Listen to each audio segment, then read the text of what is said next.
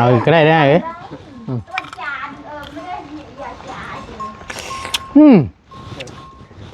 จังที่ป่านนี้น่ะครับมาแม่จะได้ผ่านชั่วโมงกินใหม่อีกชั่วโมงนึงกินไหมเรียมได้เอือกเลยหันเนาะมาแม่ไปก็กินข้าวอิ่มมากินไหนได้กินสมเลยกินน้ำลายน้ำไหนกินเลยอิ่มแตกต่างกันได้เอาลูกบุเชือเอาลองลูกไปอะไรปลาก็ระบาดสูตรพอดีทั้งเฮากับก่อนสิเข้ามานี่ก็ได้โทรถามทั้งน้องเพิ่นอยู่ก็ว่าพังเบิงบ่เกินเที่ยง5บ่ายนี่น่าจะได้ออกว่าซั่นโอ้ยจะถูกเลย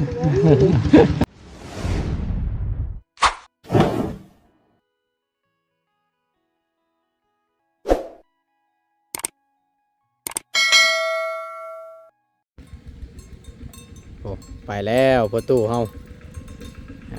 ถือสวิงกับคุไปสอนแล้วเราจักจะแม่นไปสอนอยู่ให้หน้าบ่หรือว่าสอนอยู่ห้วยอยู่ห้องเนาะไปเบิ่งรถเบิ่งล่างเด้อตัวเด้อบ่สอนเราขึ้นน้ำเน่ไปน้ำเน่เราใช้บ่จอดแล้วเราด้วยบ่ตายพี่น้องเลยไปจ้อยปาดนี่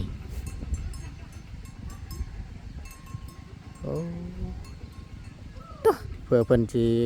เบรกอยู่เนาะ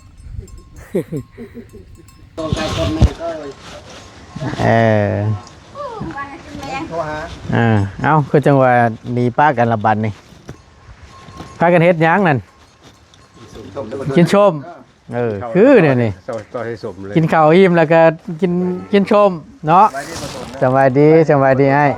เอาพี่น้องกราบสบายดีและสวัสดีเด้อพี่น้องเด้อสบายดีกันอีกรอบนึงเนาะได้เข้ามาในแล้วทางประตูนก็ได้หลังจากที่ได้อโลโปข้าวทั้งอีหล่าเพิ่นเนาะกินข้าวกับยังมื้อนี้น่ะแกงเอาไม้ลาบเท่าโว้คักแล้วสั่นแกงหน่อไม้ลาบเท่าบัดตอนนั้นใครเป็นคนลาบน่ะแม่น้องพันแซ่บบ่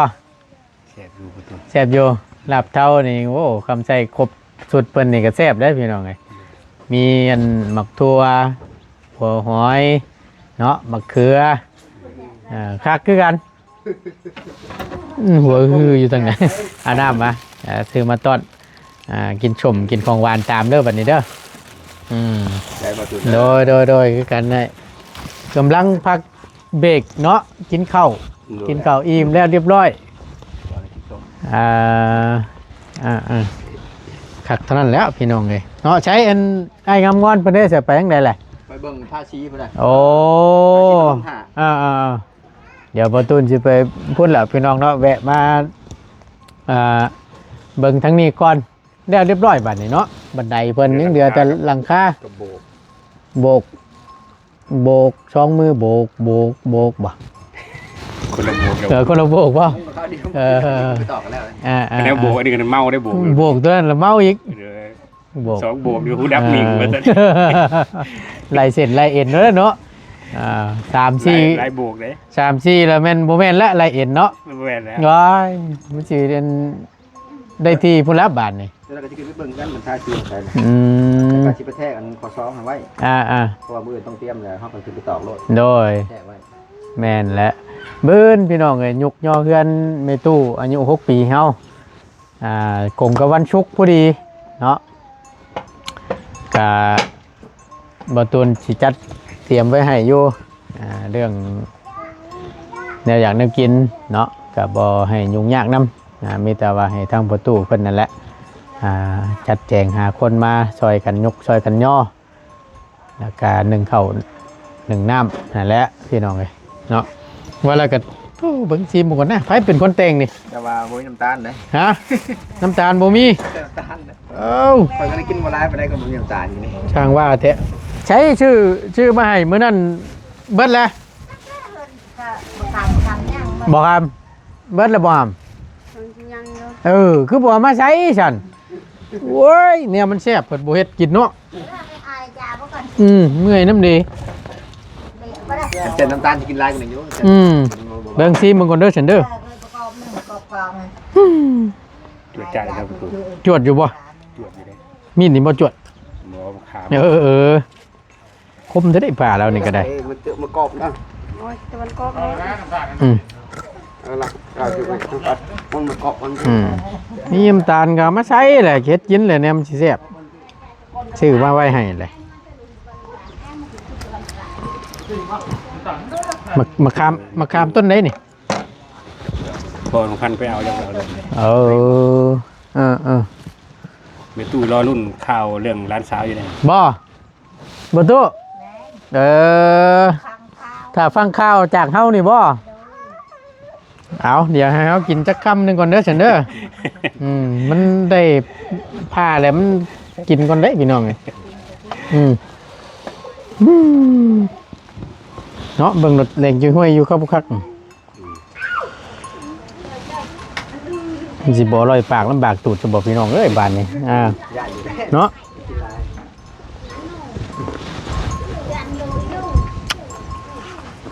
ไม่น้ำตาล ข่าวดีอยู่ตีประตู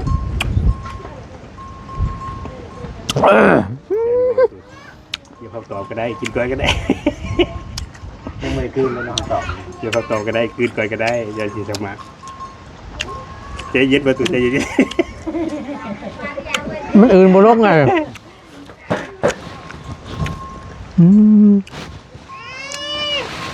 โอ้ยมันผาด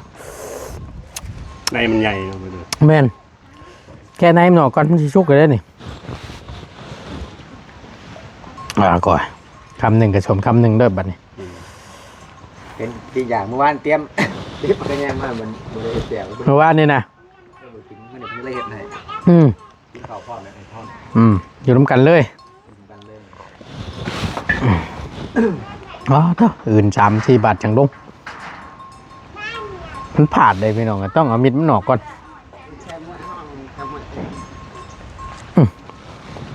เม็ดยังบ่สอกาบมันทางการเม็ดอีก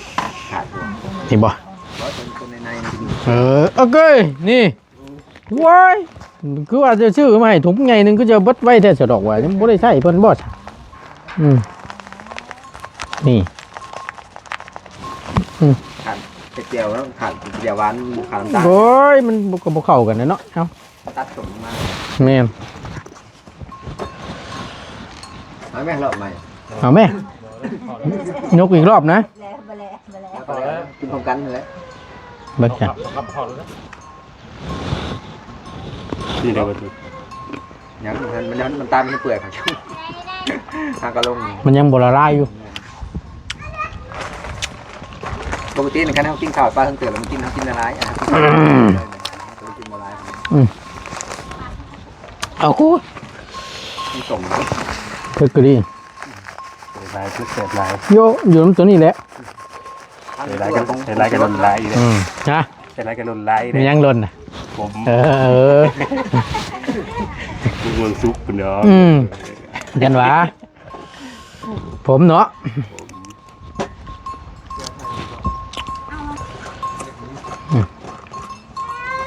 คำว่าจังชั้นเลยที่ทิมไว้ให้มันคุยก่อนนะฉันเด้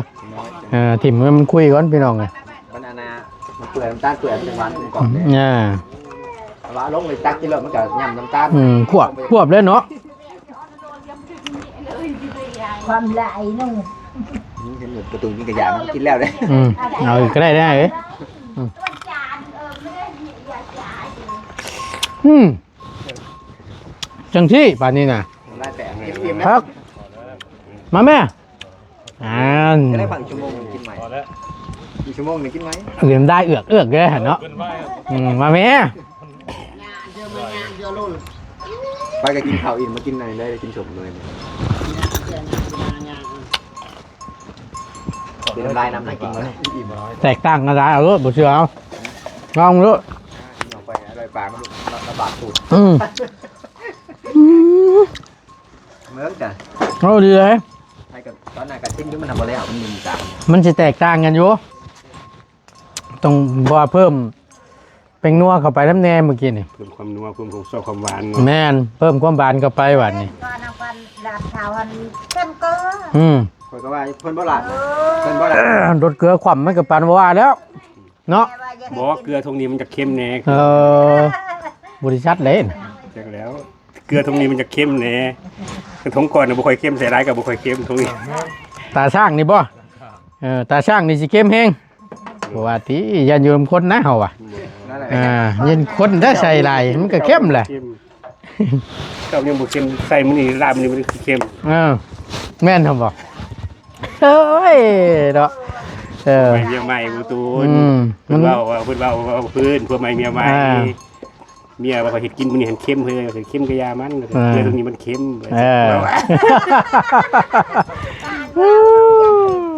อย่าดอยใจเด้กะยา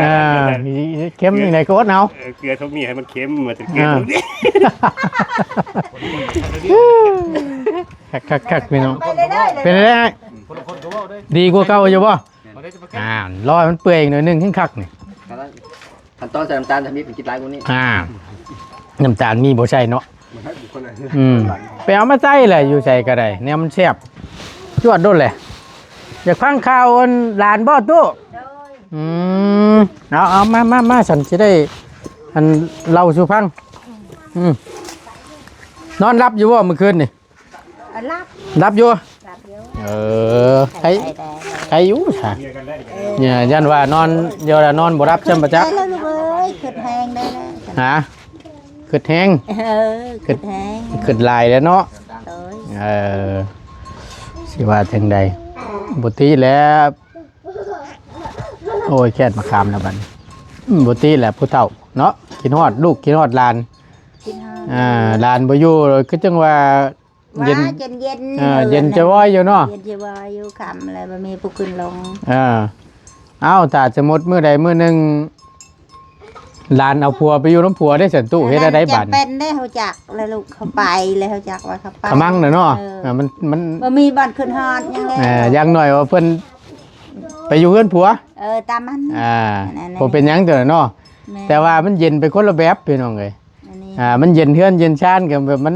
ตัวนี้น่ะบ่ด้วยความเจ็บความเป็นว่าซั่นซะเนาะก็ด้วยความเป็นห่วงตัวนี้แต่ว่าตัวเอาลูกเอาผัวไปเดินไปอยู่เฮือนลูกคนผัวก็ยาเพิ่นรอกตามมัน อย่างน้อยก็ยังฮู้ข่าวว่าเพิ่นไปอยู่น้ำผัวเนาะเอากะพอดีทั้งเฮากับก่อนสิเข้ามานี่ก็ได้โทรถามทั้งน้องเพิ่นอยู่กะว่าพังเบิงบ่เกินเที่ยง5บ่ายนี่น่าจะได้ออกว่าซั่น โอ้จะพูดเลยได้กลับมานี่นะ โดยตามที่น้องเพิ่นเว้านะก็เลยว่าเที่ยง5บ่ายนี่หมอเพิ่นให้กลับบ้านว่าซั่นมีแต่ว่าเตรียมถ่ารถทางชูเฟอร์เฮา ชูเฟอร์กับใคร ชูเฟอร์กับใครเพราะชูเฟอร์ ชูเฟอร์กับใคร เฮ็ดจังไดอากาศมันเปลี่ยนเนาะสิแล้วน่ะเดี๋ยวร้อนเดี๋ยวหนาวอยู่หนาวได้พี่น้องมื้อนี้ก็เย็นจ่อยสิจ่อยก็สิว่านี่นะบ่ต้องเป็นห่วงแล้วมีแต่ว่าพังเบิ่งช่วงบ่ายมื้อนี้อาจสิได้มาอยู่ดอกเลยถูกแล้วลูกเอ้ย โดย กลับได้กลับบ้านเลย มาฮอดบ้านฮอดช่องเนาะเอาเดี๋ยวจังเบิ่งน้ำกันอีกเทื่อนึงแต่ว่ามันสิแบบสิได้บัดนี้ นั่นแหละจังหวะช่วงหรือช่วงเช้าหรือเช้าเนาะเช้าอยู่ดอกลูกเอ้ยแต่มันคอย แต่ว่ามันแบบสิได้เรื่องของเรื่องญาติหมูมีเงินค่ารถ ไว้ไอ้จะไปกินทุกอัน จักสิพ่อโยบุว่าซั่นเฮาสินั่งรถสายทางขึ้นว่าซั่นไปลงพระลานหั่น แม่น บ่ฮู้ว่าสิราคาเท่าใดแล้ว ตามมันเนาะเขาตามมันเลย แต่ก็บอกน้องเพิ่นอยู่ถ้าหากว่าขึ้นมาเดินทางขึ้นมาแล้วแต่ว่าค่ารถบ่พอหรือจังใดแหละให้โทรหาเฮาว่ะ เดี๋ยวเฮาสิออกไปรับเอาแหละสิได้จ่ายค่ารถให้ แม่น เพราะว่านั่งรถโดยสารนั่นแหละพี่น้องมาก็ได้เนาะมาฮอดพี่ก็บ่ฮู้ว่าคนละเท่าใดก็ยังบ่จักปานนี้ก็ได้ คน3คนเนาะ สามคน 4 คน แม่น สี่คนแล้วตั้งเบิด ฉัน น่ะ ว่าคิงหนึงย่านแขนตายพุ่น จังว่าตัวสี่เขาว่าจะว่าคนละแสนกับ4 คนกับ4 แสน ให้เขาขี่เขาขอไปครับเขาไอ้ขี่มาแต่เซตทั้งหมด5สวรรค์80,000 อ่า แต่ว่าเขาขี่ต้องงอกมาอีกออกมาคิวนะ อ่า ที่ไรต่างหากนะ มันยังบ่ฮู้ได้อันนี่ก็ได้เนาะ โอเคบ่โอ้มาคิวไหน โอ้โห บัว นี่มากินข้าวกัน ฮะ กินข้าว โดยเอ้ยเขากินแล้วเรียบร้อยแล้วเข้ามานี่น่ะ ไปจอกก็ลุงอนามัย ยัง ไปกินนะกินก็กิน โดยเขาเรียบร้อยแล้วกินอิ่มแล้วกินอิ่มแล้วก็เข้ามานี่แหละบ่ยากน้ำเฮาดอกสบายเฮาน่ะคะแนนซุมเจ้าได้อยู่ได้กินดอกข้าวน้ำซ้ำปลากับพากันเฮ็ดแล้วก็แบ่งกันมากินชูกันกินนั่นแหละตัวเอ้ยกับข้าวกับน้ำเขาชื่อมาไว้ให้ทีมงานช่างก็ได้กับช่วยกันพากันเฮ็ดกินนั่นแหละโอ้ยจังแม่นมาเนาะมานี่ก็ได้เปลี่ยนผ้าห่มจะเป็นหยัง ไม่แม่น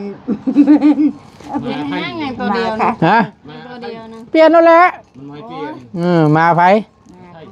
บ่โยเอามันไล่ตะไก่ ไอ้ใกล้ว่าที่ใช่มันมาหลายๆอัน บ่เอามันไล่โลรัดหน้ารัดหลังอยู่ บ่ตัวนั้นในเลยตัวนั้นบ่ตัวนั้น ในเลยเนาะเคลียร์เลย ยันเป็นลงมาจากเนาะ ก็แม่มันถือไปพลานไปขายผักอะไรให้ดิผักคันจอง มันไม่เปลี่ยนนะ เลยเคลียร์เลย นั่นแม่นแล้วฉัน ยัน เนาะ เบ็ดกินนะ เปลี่ยนเพ ก็ ราะ เรา เรา คุยกันก่อนไปกัน อย่ามันไปแล้วมัน มันเข้าหานเขาเลย หาทางกลับบ้านบ่พ่อ บ่จัก แล้วบัดนี้เจอหมู่น้ำแน่บัดนี่ย่านบัดนี้ เขาเกลือเขาอะไรแล้วก็อยู่แล้วก็กินอยู่ทันเลย ผู้รับสารนั่นเอง ดูน้ำคนยังไป เขาก็ไล่ เชื่อได้ไปไล่ตาได้ไปปลาลุงเป็นไล่ตาได้ พอดีทั้งบ่ตูนก็ถามอยู่ดอกว่าป้ากันชื่อข้าวชื่อน้ำกินแล้วบ่ว่าซั่นน้องพรเพิ่นว่ากินข้าววันที่เพิ่นถือไปตั้งแต่มื้อนั้นพุ่นแล้ว เขาเย็นนั่นเนาะแม่นะ ข้าวเย็นถือมาติ๊บหนึงน่ะนายเอ้ยว่าซั่นบ่ว่าติว่า บ่ว่าก็บ่มี เงินแม่น่ะชี้แชร์เงินแม่ บ่มีอะไรไหน บ่อัน มัน เอาอะไรอันฝากให้ทางน้องเพิ่นเมื่อวานนี่ตอนแรกเมื่อวานนี่ก็เป็นเงินทางผู้ใหญ่อยู่ฝั่งไทยก็ 2,000 บาทนะก็ฝากให้ ใครได้แล้ว หากแต่ว่าโฮมไว้จ่ายค่าหืดค่ายาค่าหมอนี่บ่หรือว่าจังใดจากชื่อกินก็ย่ามันบ่พอบ่หรือว่าจังใด คือที่แม่ บ่ว่าเด้อว่ากินข้าวเย็นนั้นตั้งแต่มื้อนั้นพู้ว่า กินข้าวเย็นก็ทำมันยามบ่พอทายา มีคนชื่อนี่อันดับชาวคนไปได้กูเก็บนี่ หากแพงได้อยู่ในห้องหมอคือว่าหั่นแหละ บ่มีสร้างมืออะไรก็ให้เขามั่ง ก็ได้หมด5ล้านไปฮะนี่กก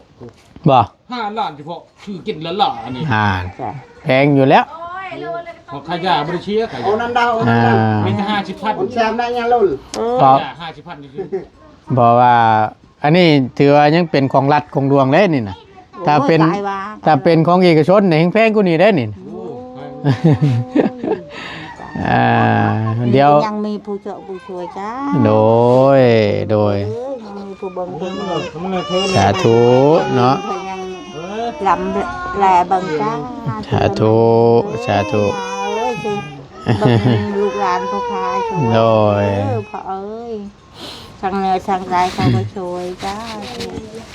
เพราะว่า ช่องบัง ทางน้องพรคำพี่น้องเรื่องเต้นแลนใจหาเงินคำบ่ฮู้ว่าสิเบิดเท่าไรแล้วเลียวตาถามน้องเพิ่นมาพุ่นแหละว่ามันสิเท่าไรต้องถามเบิ่งอีกเทื่อนึงขอสรุปเอาก็บอกน้องเพิ่นอยู่ย้ำอยู่ว่าคำบ่เป็นหยังละให้ถามเพิ่นเด้อว่าบ่จักหยังละให้ถามว่าบอกเพิ่นนั่นแหละเอาก็ได้ คนบ่ได้เรียนมันบ่ มันอยู่ในปากเฮานี่แหละตัวเอ้ยถามบ่เป็นละถาม ถามกันมันบ่อยากคือเฮา บ่จักแล้วก็ถาม ก็เฮามันใครแน่ลูกแน่น่ะนึงพุ่นน่ะ คำคือนี่บ่เข้าใจถามได้คือน่ะก็โอเคอยู่ พันพรคำเนี่ยมันจะเกิดความเว้า อยากนักปากแน่เพิ่นนี่บ่อยากเว้าอยากว่าหั่นนะ ผู้น้องนั่นนะบอกเพิ่นอยู่มีแต่คำบ่เข้าใจหยังเลย จำเป็นเลยมันทางไปหั่นนะจำเป็นเลย คำบ่จักได้ถามเพิ่นเด้อว่าบ่ต้องอายว่าจังซั่นล่ะเฮาบ่ฮู้ได้ว่าบอกเพิ่นอยู่พี่น้องเนาะ ฉันมันบ่แลนเป็นไผสิแลนแมนก็คือสิบ่เป็นแมนนะ แล้วแหละ ยืนตัวนั้นยืนตัวนี้กันเป็นฉักเป็นชีด แม่นเอาสบายใจละเดี๋ยวบ่ลนจังหน่อยก็ได้เห็นหน้าร้านแล้ว โอ้แหละดีใจแหละ เป็นห่วงร้านพี่น้องสิว่าจังได๋ ลานใจสิขาดไม่เท่ากับใจสิขาดทางเคียงห้องในรถทางในมีพูดว่าแม่เอ้ยทางเคียงห้องในรถเธอไปพุ่นได้ว่าโอ้ลูกเอ้ยมันสิตายกลางทางแล้วคิดในใจแม่ให้คิดในใจ ถ้าไม่ตู้ได้ยินเสียงหลานห้อง ความเปิดโทรศัพท์ เชียงรถโดน เลือดโดนนั่นแต่บอกนางคนทำหันว่าลูกเอ้ยบังเอ้ยเด้อตั้งใจเด้อลูกเด้อตั้งใจเด้อเลยทางพรคำว่าที่ตั้งใจยังไหมเอ้ยบังมันตีมาคอยนี่ ตาย ตีหักตีแล้วของมันเจ็บน้อง บอกเลยคนเจ็บมันแหละว่าสั้นช้าเนาะมันก็ควงเคไปเบิดนั่นแหละเฮ้ย นกด้านกแม่นก บ่ติแหละสิว่าจังได๋ นบลุงหลอดก่อนนบลุง เชียงมุกอะ นบลุงแม่ท่านอาจารย์นบลุงโอ้ยเช่าได้กันบ่ได้บ่ให้กินเลยมันบ่นบเลยนบนบก่อนลูกปอกก่อนนบด้วยนบลูก แล้วเห็นตั้งจอๆ นก จ้าจ้า จับก่อน ทำบ่ได้จับเนาะ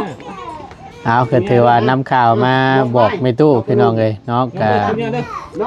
ให้สบายพอดีช่วงพุ่นละไปบ่าย มีแหงได้ลูก 2-3 โมง ข้าวใช้ลูกมันแผ่นเข้ามา คือ น้อยหาลูก คือจังว่ามิดอิ่มซิมอยู่ยังบ่เห็นมาอยู่ว่าติเป็นอะไรเด้ติ ต้องไปทำตัวนี้ก็บ่มีเงินลูกเอ้ยแม่มันจะโทรมาบ่มีเงินให้ไปรับเอาบัตรคืนนั้นก็ไปรับมาหมดแล้วโอ้ย มันแนวนั้นแหละคำโทรตั้งเบอร์น่ะอยากเปลืองแน่คือว่าแหละ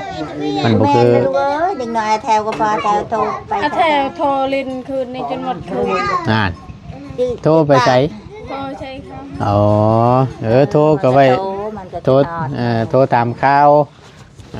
บ่ตีดอกอันนั้นก็ได้ ปกติมันได้นี่เด้นอนกับหลานนี่เด้ยังว่าอุ้ยมันก็นอนหมดคืนนอนจบนอนดีลูก ดีแล้วเนาะ มันจะให้ได้เงียบต้องเกิดเงียบ มิดเลยบ่ มิดเลย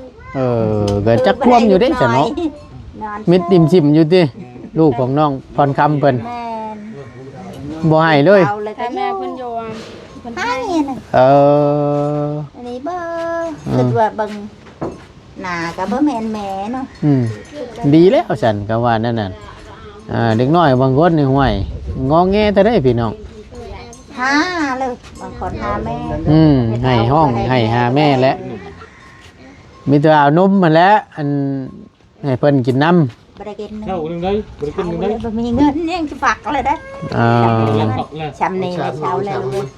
ช่วงนั้นโอ้ยคันลูกบ่มาช่วยตายแล้วลูกนังพรตายแล้วบ่อยู่แล้วช่วงมาตะเบ็ดเดินบ่เห็นฉันปักลอยไว้ในนี้หั่นได้ลูกว่าอย่าสุปอดแม่เอ้ยอย่าสุปอดปะไว้นะอูนี่กินบ่เป็นทีขอดนู้นรอดตายนะว่าแล้วกันเนาะ แม่กะว่าบ่อยู่ยัง แม่นคือเห็นแรกๆนั่นแหละเนาะ ว้าวนี่ กะเน่กะได้กินนมกินยังกันแน่ก็จังว่าอ้วนขึ้นมานำแน่ บอกเป็นคนแล้ว ใหญ่ขึ้นมาแน่แล้วบาดนี้ เติบแล้วคือนาคอนอันนั้นกินไม่ได้ใช้ช่องเชื่อมีแต่ทองชำนี้ ตู้อยู่ไกวจนหมดมือหมดลุกเลยนะ เนาะสิ คำ ว่า กับ จังได๋ 8 โมงกลางคืนก็ยามัน นอนอยู่ในอู่หันลอยอยู่นะให้ก็บ่ให้ อืม ต้องคนอยากตายแล้วมันยังให้ใช่ไหม มันบ่มีแฮงเลย ไม่ให้ อันใดครับอันใดก็ ร้องจนชวนเราจะตายจนเราเป็นป้า เออป้าโตปานนั้นบ่ตุ ก็ปานนั้นล่ะนี่ ตาเนี่ยไม่ได้กระพริบเลยค้างอยู่เลย ลูกของน้องพรนี่ได้ โดน อยากตายในนี่ก็บ่ให้ตายแมนบ่ให้ตายเช้าลูกเอ้ยเอาของมันแดดเด้อยากไปอยู่นะหันก็บ่มีบรรยูหนูเฮินก็ยังบ่ ไปดูเขาไปอยู่คุณอยู่ เอ อยู่ อ ห้องน้ำมันเย็นมันน้ำชากอเห็นมั้ยอยู่ในชายก็มันหอนเด้ เลยนี่หันอยากตายอะไรเราอยากตายอะไร บัดเทื่อเพิ่นแฮงแหละ อันนี้เห็น โอ้ นกเลยจะกูโอ้ยให้หลอดหลาน ตามัวมันเลย บ่หน้ามืดตาลายบ่เบิดเทื่อเพิ่นแฮงแหละนมกินก็บ่มี บ่มีแล้วทางนาบาวหันก็หายแล้วนาบาวนี่ยอมบัวเอานั่นนี่ก่อนนี่ยอมบัวเอาแล้วคนจะตายแล้วคนจะตายแล้วอีพรก็นอนอยู่อีพรก็นอนอยู่มันเห็นหนักข่าวนับข่าวแล้วอุ้มเอาไปแล้วลูกเอ้ยลูกยาว คักแน่ดิเนาะ ก็ใช้น้ำมูกใช้ไปยังแล้วบัดนั้นมันคอยคืนลูกเอ้ยบุญมันยังจะเป็นคนคอยคืนไป โอ้ย แล้วก็ทางป่าหันแล้วไปซื้อน้ำนมเงินแม่ตูยัง15,000 เกต พอได้ไปซื้อนมตามมะลิ มาชงให้เพิ่นกิน นี่นะเอาน้ำบันเทิมน้อยนี่เลยกินตัวนั้นเลยต่อไปเพื่อได้ลูกช่วยเลย จังว่าแต่เฮาเข้ามาผู้ดี โดยบุญมันบอกมันไปแล้ว แต่จังซั่นแล้วพอแฮง โอ้ยบะยูนะ บ่คิด บะยูยังเลย เว้าง่ายๆก็โชว์ทิ่มเลยพี่น้องเอ้าเว้าขอโทษน้ำซาเนาะ แม่นแล้วพอตู้ก็ไปหายใช่แม่ให้นางพรหายจะจุดหายมันโมช่องคนตัวนี้มันจะเลี้ยงลูกหลานไปนั่นได้เลย คือจังว่าซำนี้สิเลี้ยงบ่คุ้มว่าติ ผู้นึงว้าวผู้นึงติผู้นึงเลยแม่นางพร หัว ก็ ติ ว่า แหละ บ่มีพระบ่มีก็บ่ว้าวดอกว่ามันจะบ่มีจะมาแต่ก็บอกบ่มีแนวอึดอยากเนาะว้าวลูกเอ้ยแนวว่ามันจะตายเลยล่ะนี่อยากตาย ชุดแล้วเนาะ ชุดแล้วผู้นึงว้าวผู้นึง เอาก็ดีแล้วเนาะก็ บุญคุณพ่อแม่ช่วยเบิ่งพ่อเอ้ยมันยืน โดย ร้านก็พาก็จำนี่แหละ ใหญ่แล้วเนาะเอาฉันมิตรว่ารอถ่าเด้อ โดย เดี๋ยวรอถ่าฟังเสียงโทรศัพท์นำหั่นแหละทางพ่อน้องพันธุ์ก็ได้ เพื่อเพิ่นโทรมาฮับแล้วก็เตรียมออกไปแล้วแหละ ได้ก็ให้ได้โนคำเจอ ก็ฟังเบิ่งคำเพิ่นนกช่วงบ่ายแต่อยู่พุ่นแล้วก็มาฮอดพี่ก็สิบ่นั่นล่ะว่าสิบ่ค่ำแล้วว่าประมาณนั้นแหละเดี๋ยวเบิ่ง ได้ซุปเปอร์ดินนี้ มันเป็นหรือกับ เตรียมรถมีแต่ว่านั่นไว้น่ะเดี๋ยวฟังเพิ่นโทรมาหั่นแหละเด้อ ให้กระทุกน้ำน่ะของอำนานก็ก็ได้ ออกมาเรื่อยรถพี่ คือว่าสิเป็นรอทาเราก็ได้ครับไปจอรอทาเราก็ได้ ขี่รถออกแล้วก็รถพี่ เวลา สบาย ก็นั่งทาโดนนะ มีแต่ว่า ดูคนเจ็บมันดอก มีแต่คำว่าสั้นกับมีแต่ว่าประมาณจักบ่าย2 โมง 3 โมงถ้าว่ายังบ่เห็นแล้วโทรถามเบิ่งเขาว่าได้ออกบ่มื้อนี้ว่านี่เขาว่ากำลังนั่งรถอยู่เด้อแหละจะออกไปถ่ารถรอถ่าเพิ่นขึ้นมาฮอดปึ๊บแล้วก็ใส่รถ บ่ายฮุบม่วนชะรถรถขอบแล่นรถไป แล่นเลยบัดนี้ บอกจะเป็นตีต้นเด้อแล่นรถฮุบแล่นเลยเฮ็ดได้พาวเด้ซะก็สิว่านี่เนาะเอาเนาะ ต้อมคนไว้นึงแล่นรถ โหต้อมฮุบมุกจุกเปลกไปเลยเฮ็ดได้ซะเนาะมาใช้อันจวดเพิ่นให้มันแล้วใช่เป็นหยังเรียบร้อยแล้วพี่น้องเนาะแน่นตึ้งบานนี้ โอ้ยอย่าเฮ็ดได้เพลงอ่ะนะเรียบร้อยแล้วของเฮาน่ะโอ้ยปิดร้อยกันสิปิด ไอ้หมุนเกียนจับบ่ได้ได้เนาะคักพี่น้องเอ้ยนี่ล่ะปกคลุมแผ่นเดียวเต็มระบบเลยรายการพอดีแล้วนั่นจำนั่นแหละเนาะสายคายืดไปแล้วฮะ มันตีห้ามาไม้มันขึ้นมันชันคนมันกันไหล มันมีที่ห้า ตีไม้เส้นหนึ่งละกาย กายหน้า ประมาณเลย ยาลูนเนี่ยกายนึงไปเต็ม ที่ฐานหนวดมาชื่อแต่ใช่ น้ำดังก็ได้ล็อกนะเนาะบ่มันก็บ่ได้หลายปานใดเลย แต่มามันชื่อว่าแล้ว ไป ก็จะ ก็ชอบ เลย อะไรกำลังจะเดาเพิ่มซื้ออะไรอัด นี่ เสียว จะหน่อยสิเขาไป นี่ไปเจียวจะไปย่างต้องอัดชูเองลูก เตรียมดอก ใช่นี่ประมาณครึ่งชอบพอ ก็ว่าเครื่องชอบพออ มันยังแดดประมาณ เอาก็มีแต่ว่าถ้าเรามาพุ่นแหละสันเนาะ โดย ถ้าเรามาพุ่นแหละเหลือน้อยหนึงพี่น้องเลยถึงทรายโบกตัวนี้แหละเดี๋ยวพุ่นก็แม่นพุ่นละปืนบาทนี่ก็แม่นได้ยกย่อขึ้นแล้วแม่นจึงอยู่พุ่นแล้วบาทนี่เนาะเอากะหมอจอจันมาแหละพี่น้องเลยทั้งบ่ตูนก็อยากให้แล้วไวๆเนาะเพราะว่ามันก็อยู่คือสิแล้วนี่เห็นบ่นี่ลมพัดวีอยู่เนาะ ถูกระบายก่อนนะ จังหน่อยแม่นยังกระตูบน้อยแล้วแหละสิไปก่อนนะ ย่างขาด ลมซ้ำหน้าหนาวมาฮ้อนเลยไปสั่นพี่น้องเอ้ยทั้งบ่ตูนก็สิได้เข้าไปเยี่ยมยามเบิ่งทั้งแม่ตู้เพิ่นก่อนนี่ก็ถือว่ามาชงข่าวทั้งแม่ตู้น้องกึเพิ่นเนาะ